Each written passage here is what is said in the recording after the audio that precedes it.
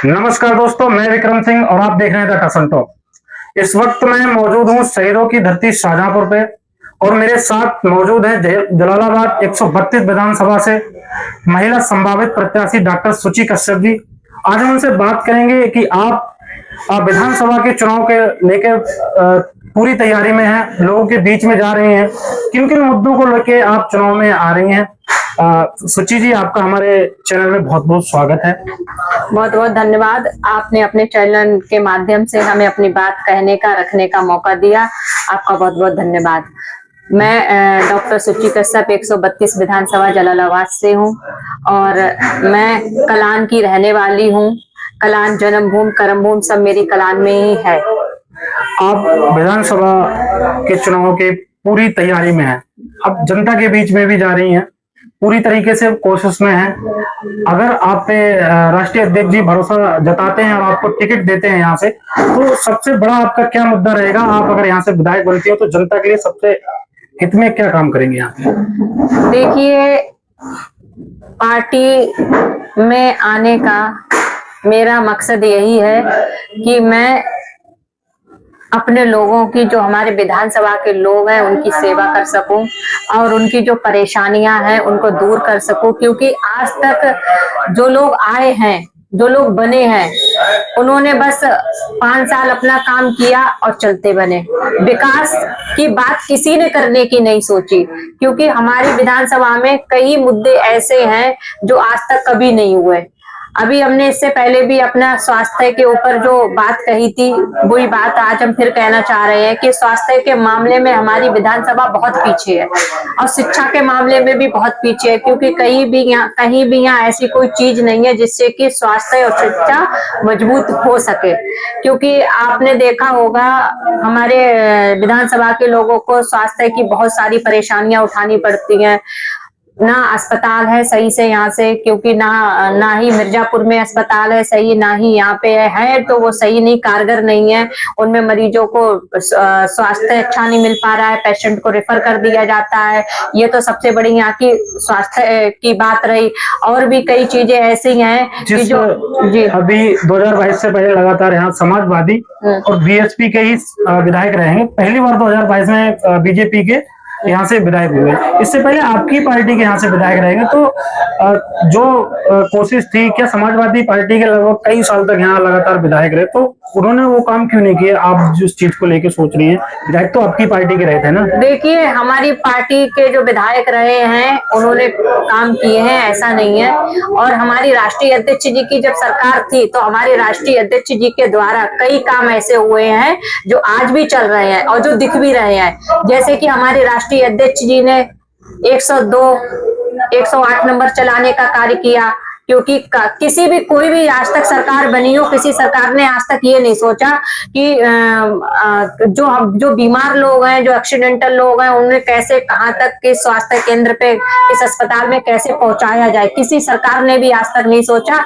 ये हमारी समाजवादी पार्टी की सरकार ने सोचा और हमारे राष्ट्रीय अध्यक्ष ने कानून व्यवस्था को मजबूत करने के लिए 100 नंबर चलाई।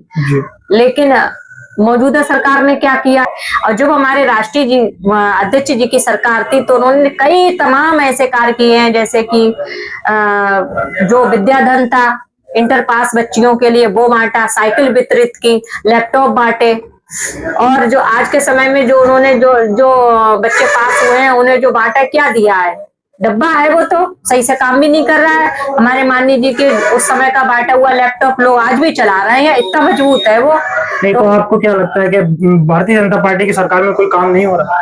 देखो, जितने काम समाजवादी सरकार में हो रहे हैं, ठीक है, उतने काम तो नहीं हो रहे हैं, क्योंकि हमारे राष्ट्रीय अध्यक्ष जो कहते हैं वो करते हैं, जो नहीं कहते हैं वो भी करते हैं। भारतीय जनता पार्टी की सरकार ने गंगा एक्सप्रेस वे बनाया और कई सारे अभी 64,000 पुलिस की भर्ती कराई, कई सारे सरकारी योजना और कई पुलिस की भर्तियां हुई और रोजगार को लेकर वे भी, और विकास में भी थोड़ी तरक्की हुई है। तो उसके लेके आप क्या? देखिए, ऐसा है, जिसकी सरकार होती है, ठीक है, वो अपने काम करते हैं, लेकिन उसकी तरफ क्या किया है सरकार ने? सोना इतना महंगा कर दिया, आप देख रहे होगे, अगर कोई गरीब मजदूर गांव का किसान आदमी अगर अपनी लड़की की शादी करने जाता है तो उसकी इतनी हिम्मत नहीं है कि वो सोना खरीद ले।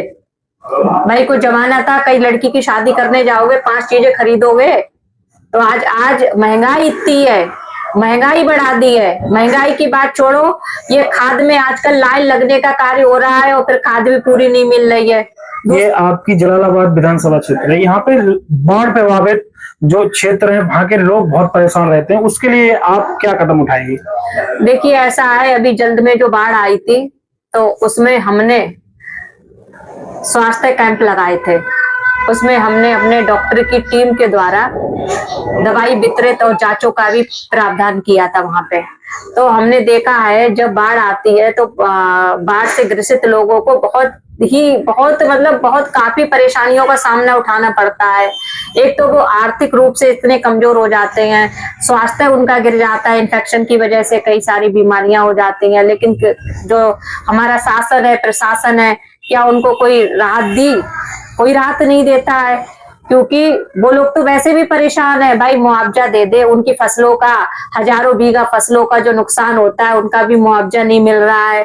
तो फिर जो मौजूदा सरकार को ये करना चाहिए, क्योंकि पावर उनके हाथ में है। अगर आप यहाँ से विधायक बनती, आपकी अगर सरकार बनती है यहाँ से, तो क्या आप कुड़रिया से लेके और जो आपकी गंगा जी, जहां तक बांध नहीं है, इधर रामगंगा हो गया, इधर गंगा जी होगी, तो दोनों तरफ से क्या आप बांध की व्यवस्था कराएंगी? देखिए मैं अभी पिछली बार भी एक इंटरव्यू में मैंने अपने यही बात कही थी, बांध की बात, क्योंकि बांध जो है ना वो यहाँ की सबसे बड़ी समस्या है। क्योंकि अभी जैसे मैंने कहा, कई लोग आए गए, किसी ने इस बात पे विचार नहीं किया कि बांध की समस्या का हल किया जाए। अगर हमें मौका मिला, राष्ट्रीय अध्यक्ष ने अगर हमें मौका दिया, अगर हम यहाँ के विधायक बने, तो सबसे पहला काम हमारा बांध बनवाने का होगा।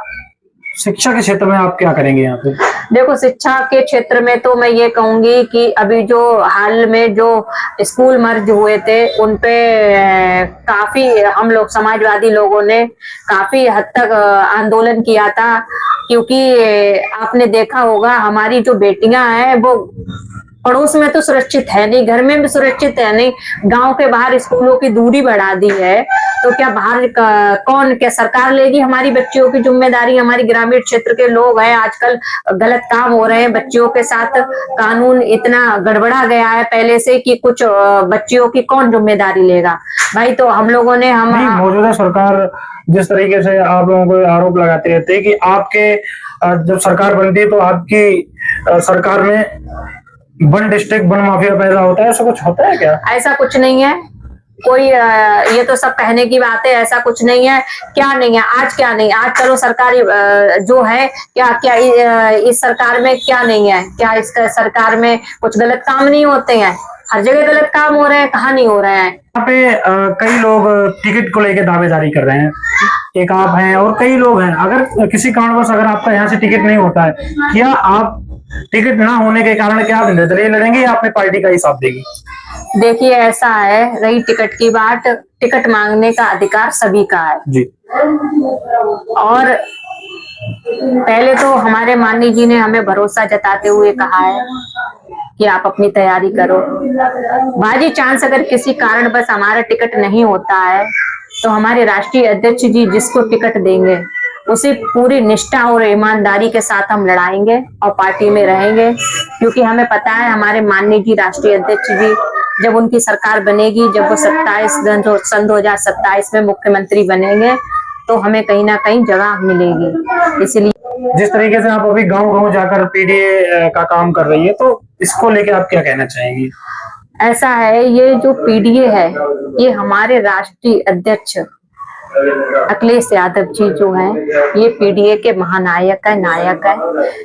ये जो हमारी विचारधारा है, बाबा भीमराव अंबेडकर की जो विचारधारा है उसको आगे रखने का कार्य हमारे राष्ट्रीय अध्यक्ष जी कर रहे हैं। पीडीए का मतलब है पिछड़ा, दलित, अल्पसंख्यक। और पीडीए में वो लोग आते हैं जो सताए हुए हैं, जिनकी सुनी नहीं जाती है। पीडीए में वो लोग भी आते हैं और आधी आबादी के लोग आते हैं। तो पीडीए का जो नारा, पीडीए का जो आह्वान हमारे राष्ट्रीय अध्यक्ष जी ने जो किया है, और वो नारा जो हम लोगों को दिया है कि घर घर जाके, गांव गांव जाके पीडीए की ताकत को समझाओ, पीडीए क्या है। तो जब से हमने समाजवादी पार्टी ज्वाइन की है, तब से हम हर गांव में जाके, हर मोहल्ले में जाके, हर गली में जाके लोगों से पीडीए का आह्वान कर रहे हैं, पीडीए की ताकत को समझा रहे हैं, पीडीए क्या है उसके बारे में बता रहे हैं। और पीडीए से लोग काफी जुड़ भी रहे हैं, और पीडीए को इतना मजबूत कर दिया है कि लोग समझ भी रहे हैं। और सन 2027 में समाजवादी सरकार आएगी, क्योंकि हम सभी लोगों ने राष्ट्रीय अध्यक्ष जी के हमारे हाथों को मजबूत कर दिया है। सन 2027 में समाजवादी पार्टी की सरकार, राष्ट्रीय अध्यक्ष जी की सरकार बनने जा रही है। आप पीडीए के माध्यम से लोगों से जुड़ रहे हैं, गाँव जा रहे हैं, उनकी सेवा कर रहे हैं। क्या लगता है अगर आप यहाँ से विधायक बन गई तो क्या आप लोगों के बीच जाएंगे, या सिर्फ जिस तरीके से आजकल के नेता हैं वोट के टाइम पे जाते हैं और जो चुनाव जीत जाते हैं बस अपनी नेतागिरी करते हैं और लोगों के बीच नहीं जाते हैं? देखिए ऐसा है, हम जाएंगे कहाँ, हम तो यहीं के हैं, घर परिवार लोग सब कुछ तो मेरा यही है जलालाबाद विधानसभा में। हम जाएंगे कहाँ, हम कहीं बाहर के तो है नहीं जो आज है कल नहीं, हमें तो यहीं रहना है, यही सब कुछ है। अगर हम विधायक बन गए तो हम सबसे जुड़े रहेंगे और सबकी सेवा करेंगे। जो भी हमारे क्षेत्र में जो कार्य नहीं हुए हैं, जो योजनाएं नहीं आई हैं, उन्हें हम लेके आएंगे और सभी से ऐसे जुड़े रहेंगे और जनता की सेवा करते रहेंगे। आप विधायक बन जाती है, किसानों के लिए क्या कहना चाहेंगी? जिस तरीके से किसानों को भी बहुत बड़ी समस्या हो रही है, डीएपी और यूरिया खाद को लेकर उनको लाइन में लगना पड़ता है, पुलिस के डंडे खाने पड़ते हैं। देखिए ऐसा है, रही किसानों की बात, जब हमारे राष्ट्रीय अध्यक्ष जी मुख्यमंत्री बनेंगे तो हमेशा से ही किसानों के हित के लिए उन्होंने कार्य किए हैं। और हमारे श्रद्धेय नेताजी मुलायम सिंह यादव जी ने हमारे किसानों के लिए भी बहुत सारे कार्य किए हैं। पहले उन्होंने जब सरकार थी तो हमारे किसान भाइयों को कर्जा भी मुक्त कराया, और जो किसान भाइयों की चुंगी का काम था वो भी हमारे श्रद्धेय नेताजी ने चुंगी बंद करवाई, जो चुंगी पड़ती थी हमारे किसान भाइयों से। और शुरू से ही हमारे जो श्रद्धेय नेताजी मुलायम सिंह यादव जी जब तक वो रहे तब तक उन्होंने किसानों के हित के लिए कार्य किए। और अब इस समय हमारे जब उनकी सरकार होती है, हमारे माननीय राष्ट्रीय अध्यक्ष जी के, तभी किसानों के हित के लिए सदैव आगे रहते हैं। और सन 2027 में जब सरकार बनेगी तो किसानों की फिर से उज्जवल भविष्य आएगा। आप युवा अवस्था में और युवाओं की नेता है, जो आपके अंदर जोश और जुनून है राजनीति को लेके, आपका सबसे फेवरेट नेता कौन है? जी, अब हम जब समाजवादी पार्टी पे हैं, क्योंकि हमारी पहली पार्टी ऐसी है जो हमने की है, इससे पहले हम किसी पार्टी में नहीं थे जी, ठीक है। तो शुरू से ही हमने अपने राष्ट्रीय अध्यक्ष जी को ही अपना नेता, अपना गुरु, सब कुछ उन्हीं को ही माना है और उन्हीं को मानते रहेंगे, वो ही मेरे फेवरेट है। विधानसभा 132 जलालाबाद की जनता से आप हमारे चैनल के माध्यम से क्या कहना चाहेंगी? लास्ट क्वेश्चन है हमारा आपसे। मैं अपनी विधानसभा जनता से बस एक ही बात कहना चाहूंगी कि आज तक हर किसी को लड़ाया, एक बार अपनी बहन बेटी, अपने यहाँ की जो बहन है आपकी, मैं बेटी डॉक्टर सुची कश्यप, एक बार हमें भी मौका दो, क्योंकि हर बार सबको लड़ा के देख लिया, एक बार हमें अपना बना के देखो। हम आपके तो हैं ही, अगर आपके हो गए, हम आपके विधायक बन गए तो विधायक आप होंगे। हमारे विधानसभा का हर बच्चा नेता होगा, हमारी विधानसभा का हर बच्चा, हर युवा, हर भाई हमारा विधायक होगा। बस मैं सबसे यही कहना चाहती हूँ। सभी का बहुत बहुत धन्यवाद।